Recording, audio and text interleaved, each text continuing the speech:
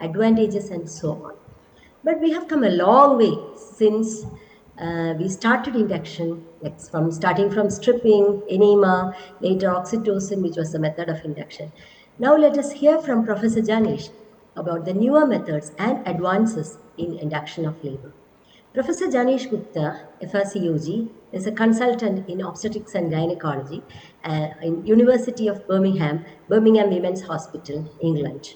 He is an editor-in-chief of European Journal of Obstetrics and Gynecology, and his achievements and future vision involves he has become a consultant at 31 years of age. He has published over 200 peer-reviewed papers, books, and chapters in books. And he is always an advocate of ambulatory gynecology, and he thinks future in obstetrics will be the newer methods for induction of labor. So over to you, Professor. Thank you.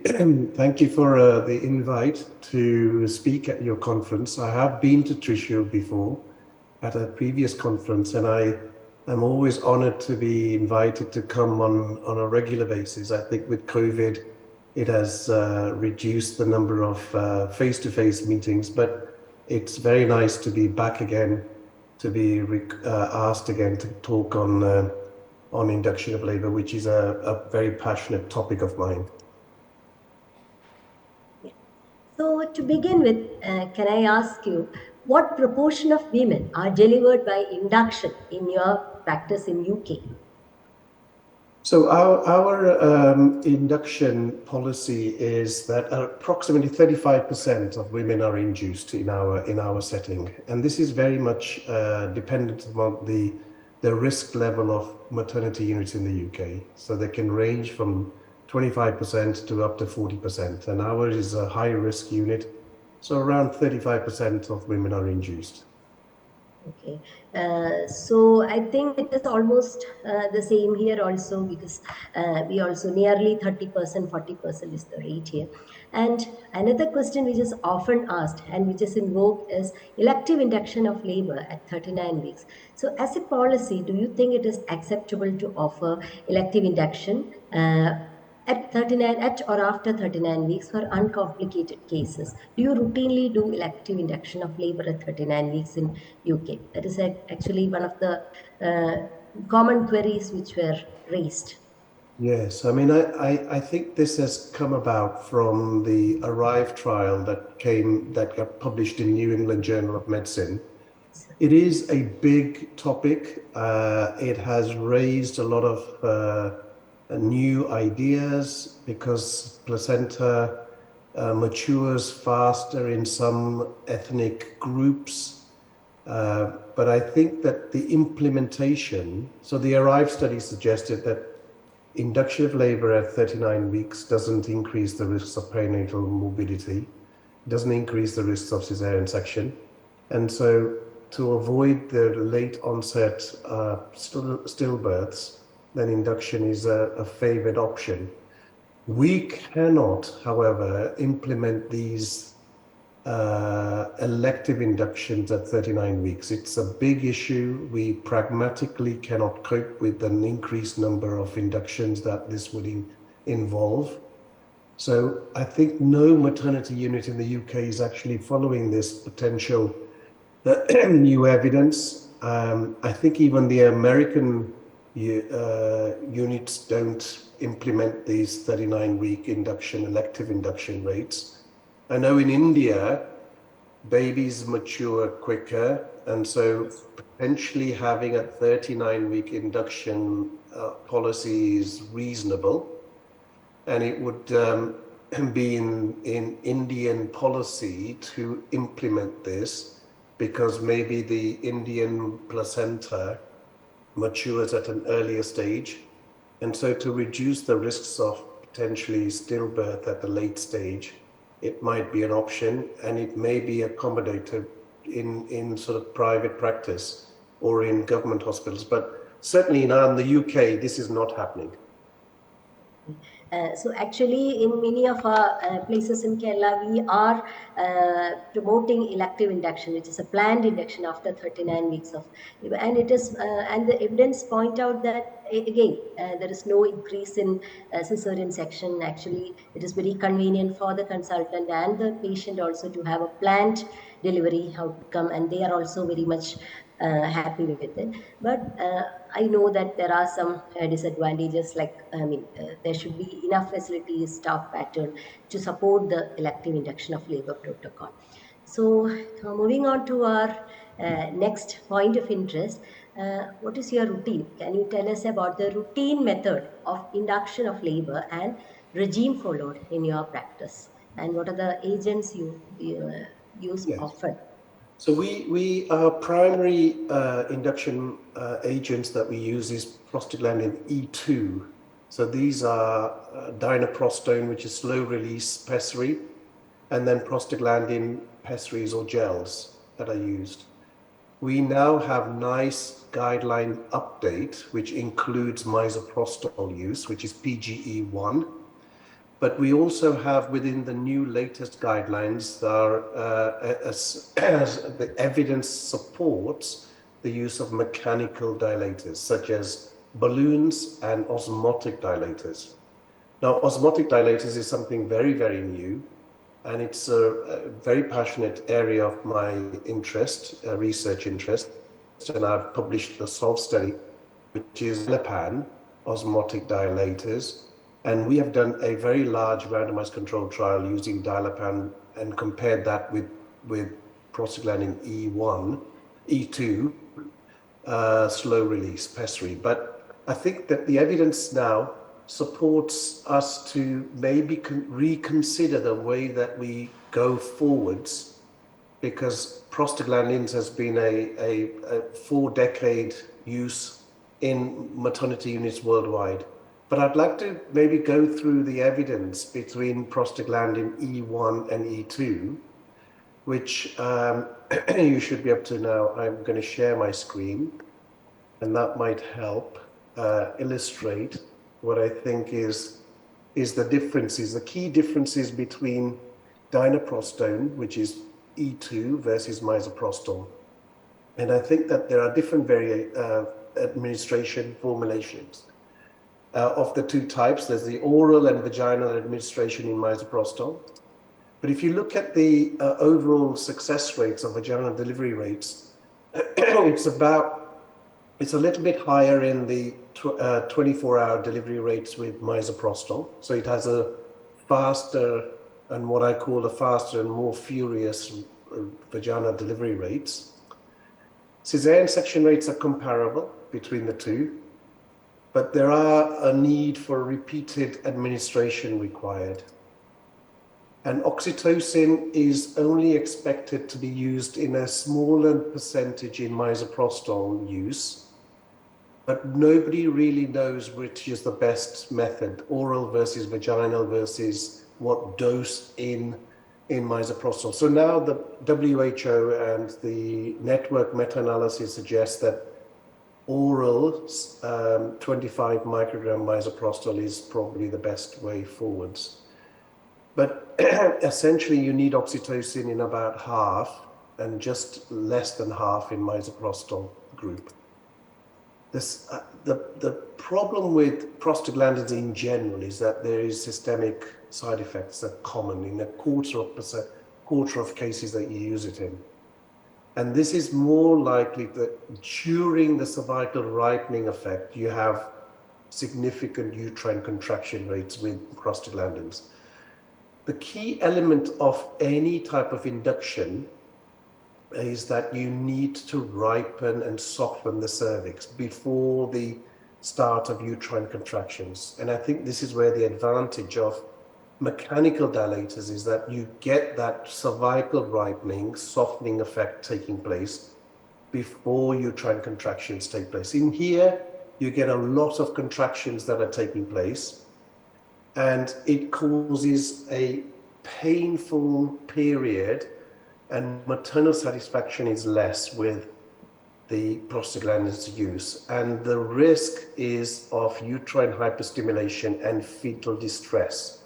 So we get fetal heart rate abnormalities, less so with the dinoprostone, but more so with the misoprostol. So this is well established now. And with mechanical, this does not exist.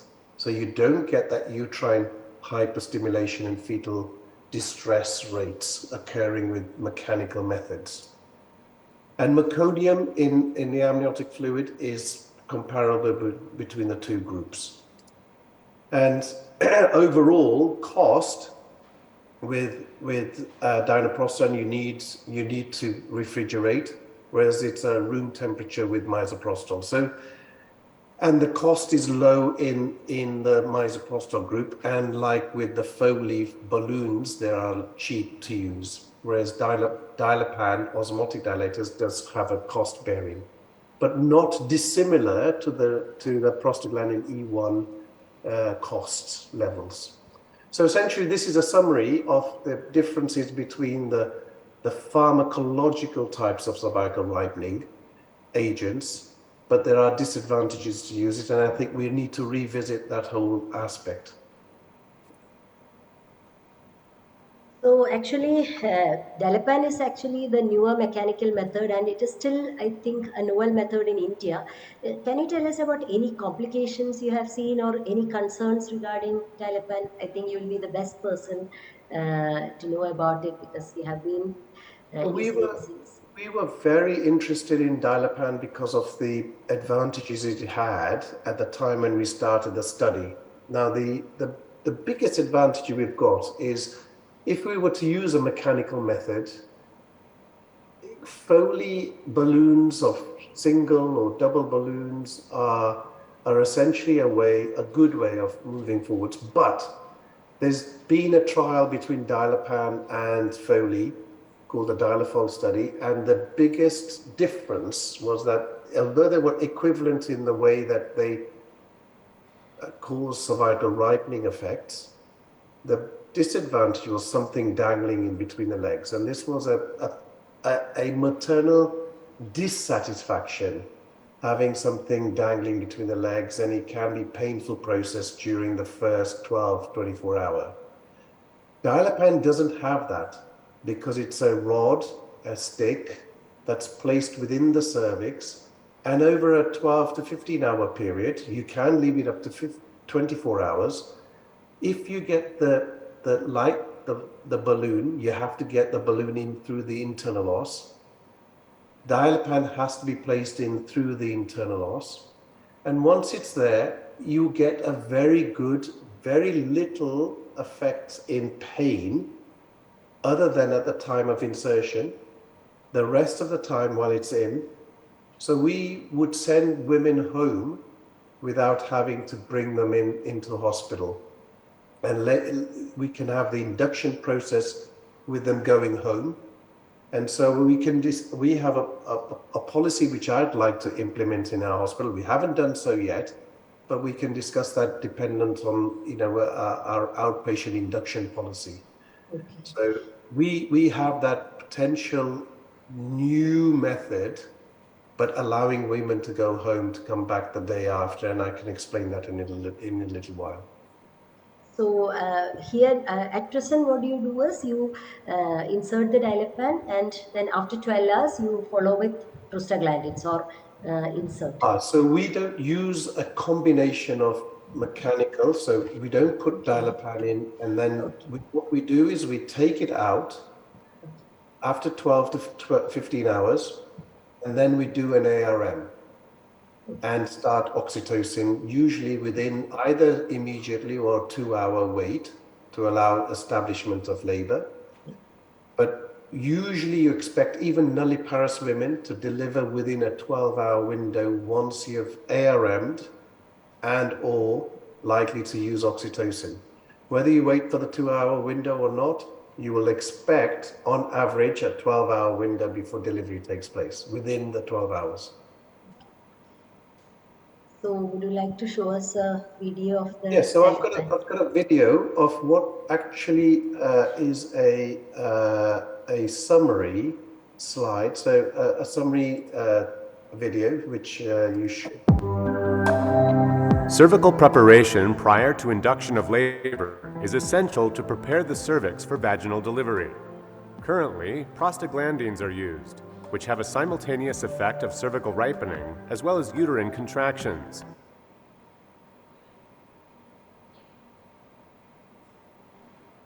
An alternative method is to use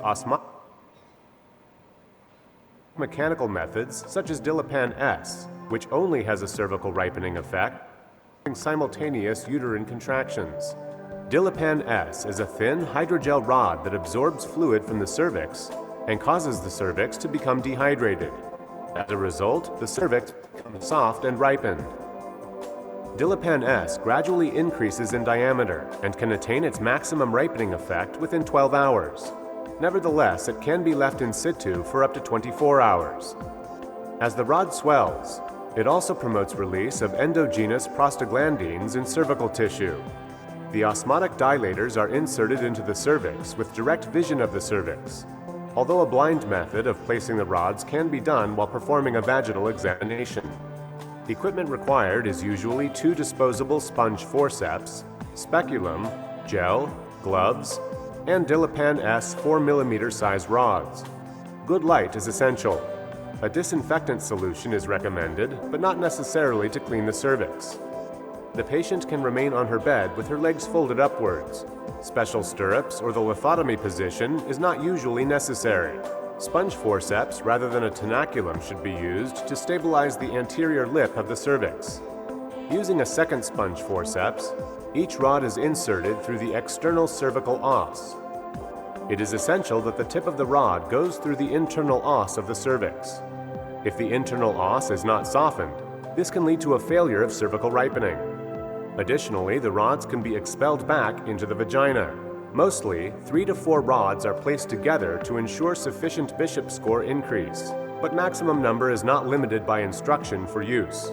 The rods should be inserted so that only the plastic holder is visible. Each rod can act as a guide for subsequent rods to be inserted. When removing the speculum, take care not to trap the rods and dislodge them. Some bleeding can occur during insertion.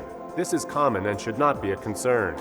Patients, however, should be warned that this can occur. Make sure you note the number of rods placed in. If the membranes rupture as a result of the rods, this is acceptable, and the rods can be left in place up to 12 hours. A second series of Dilapan S can be used if sufficient ripening effect is not reached within 24 hours, but this is usually not necessary. The rods should be removed by grasping a handle. Sponge forceps can be used for that. They usually come out as a clump. Please ensure and recall the number of rods used so that they can all be accounted for. A Bishop score can be performed at the end of the removal procedure during the same vaginal examination. Dilapan S has virtually minimum risk of uterine hyperstimulation and associated fetal heart rate changes. Mothers usually do not experience significant painful uterine contractions during their cervical ripening period. They therefore do not usually require analgesia. Maternal satisfaction is reported as good in more than 80% of all cases. It has been shown that with a 12-hour-long insertion of Dilapan S, the Bishop score changes from an unripe cervix to one that is favorable for subsequent artificial rupture of membranes and oxytocin use. Dilapan S is contraindicated in the presence of overt genital tract infection. The unique combination of efficacy, safety, and patient satisfaction makes Dilapan S the optimal cervical ripening agent.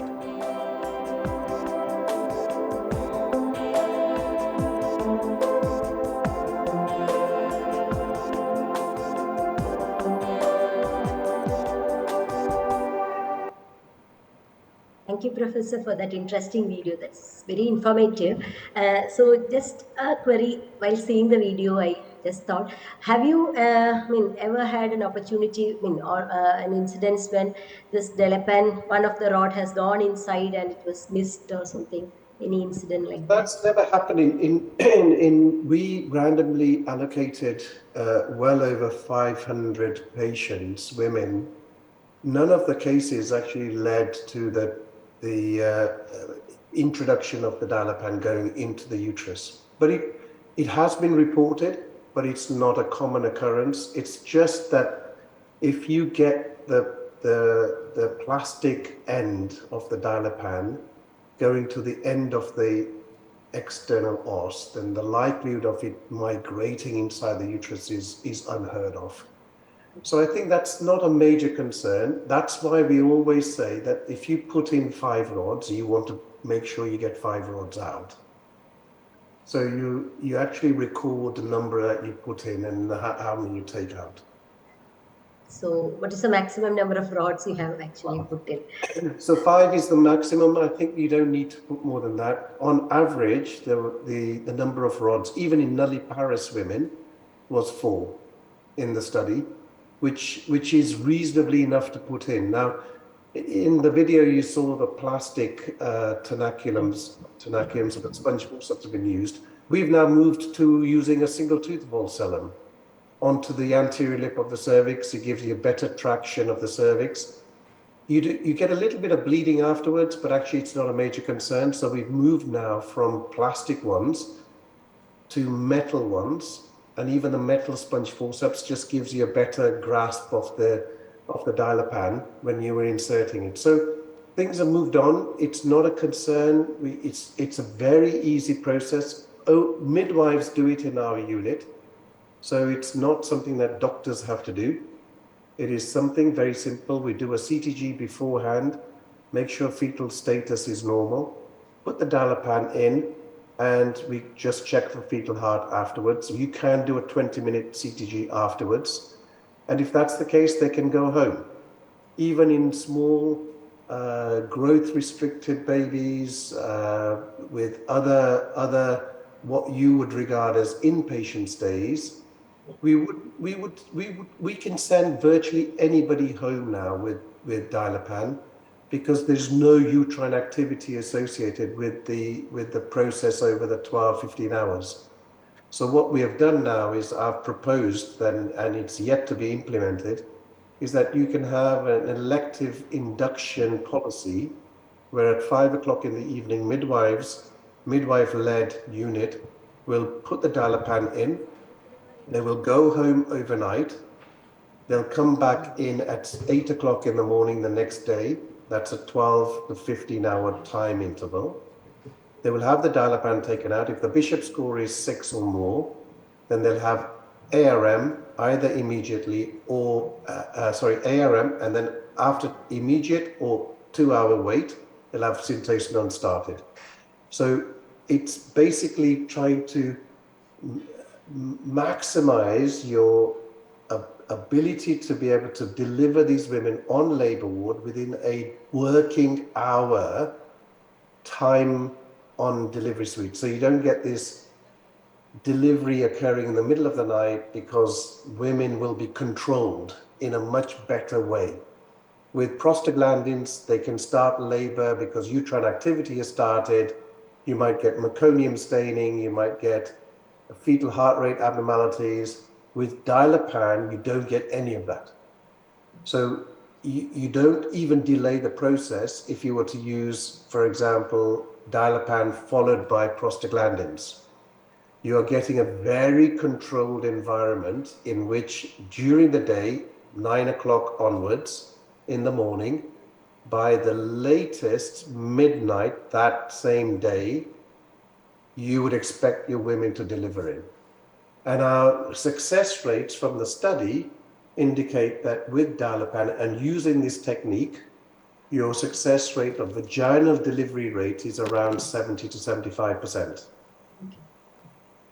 So actually, have you already implemented it? Is it implemented all over UK, or? We haven't implemented the elective induction policy yet, but that is the plan in the future, to do it the way that I've described it, because then we can have a much more controlled environment in which we are able to deliver our women.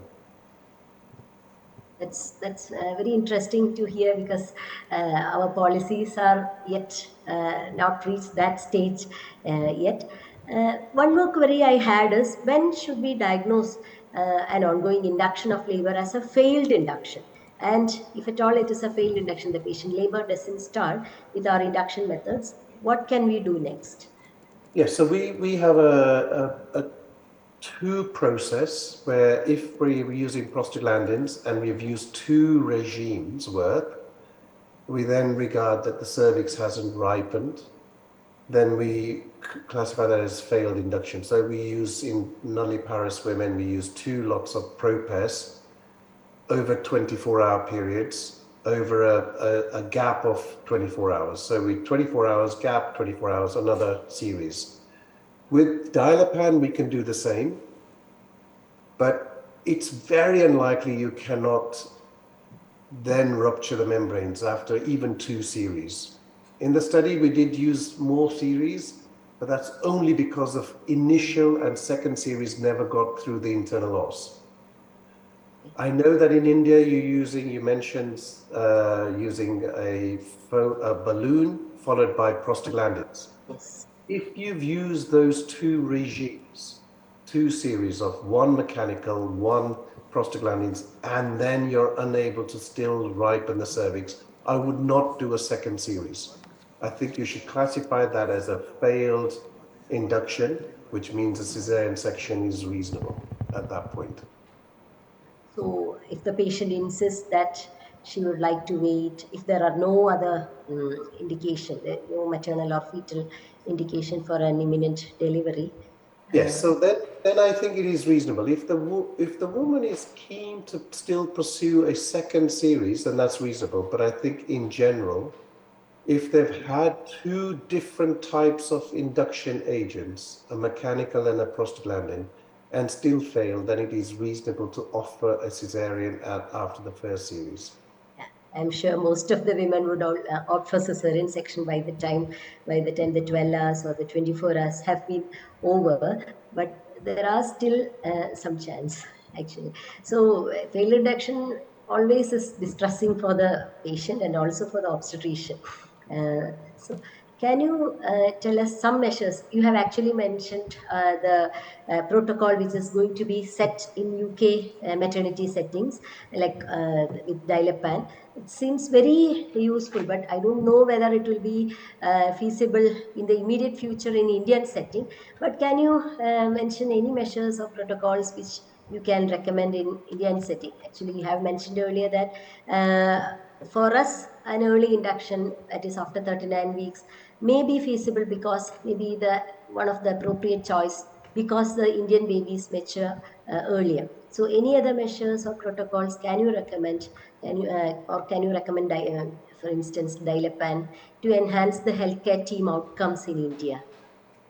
Yes, so I think that the ultimate aim is to have a healthy baby and a healthy mother at the end of an induction policy. So I think that to achieve that, if you are wanting to use a two-stage process, then doing a mechanical with or without a prostaglandin is reasonable at 39 weeks to induce your women. You may not want to use a prostaglandin if your mechanical has done the job, in which case you can just go ahead and do an ARM and use oxytocin. If you want to use the two-stage process and use the prostaglandins, remember you will then still end up with a risk of fetal heart rate abnormalities that prostaglandins will induce. And so I think that you have to just then identify what is the reasonable way to move forwards. And I know in some WHO recommend prostaglandin E1, which is misoprostol. So you'll end up potentially having a very fast and furious delivery rate, but with a risk that you will end up with fetal heart rate abnormalities on CTG. So it's what will suit you in your local setting. And you may want to have some women who don't have prostaglandins, but just have mechanical, followed by oxytocin after ARM, or you might want the nulliparous, the ones to have both. Maybe the multiparous women don't need the prostaglandins. I don't know. It's something that is very unique to an individual hospital setting. We wouldn't use both. So we will do either mechanical and then go to oxytocin, but we wouldn't mix the two together. So actually, in India, we usually what we do is actually put in a Foley extra amniotic saline. After 12 hours, remove it, or after spontaneous expulsion, continue with prostaglandins. In some places, it is prostaglandin E1 misoprostol, or it is PGE2 gel. So these are very new informations and ideas we have brought in. I think it was. I feel we have got a long way to change in our policy. Actually, the changes come because of the elective induction and all. But these are all very nice because it seems very comfortable to the patient and also to the healthcare setting, because the resources will be actually a bit more properly or optimally utilized. That is what should happen ideally in an ideal setting. So I think we have come to the end of our session. I should thank you very much, Professor Janesh Gupta. Actually, it was very nice catching up with you, and it was wonderful interacting with you. Thank you. Thank you again for the invite, and it's always a pleasure. And I hope the rest of your conference goes well, and wishing you all the best. Thank you, Professor. Thank you. Thank you, Reshmi. Actually, was about to tell that, sir, please join for the photo booth. It was as if he was sitting here on the stage. Such a clear vision. Dinesh, hats off to you. Thank you, Reshmi, for making it possible. I know that you know him personally. That is why we asked you to interact with him. Are there any queries? We cannot answer for Janesh, but anything that will be more practical, then we will take it up. This is available in India, Dilapan, but unfortunately each one of them they charge about, the MRP written here is 1,186, 150, something like 1,200 rupees per piece. And on an average, as he said, 4 of them are to be used. That straight away goes to about nearly 5,000 rupees for that alone. That was one of the points against. But the advantage is, what I see is that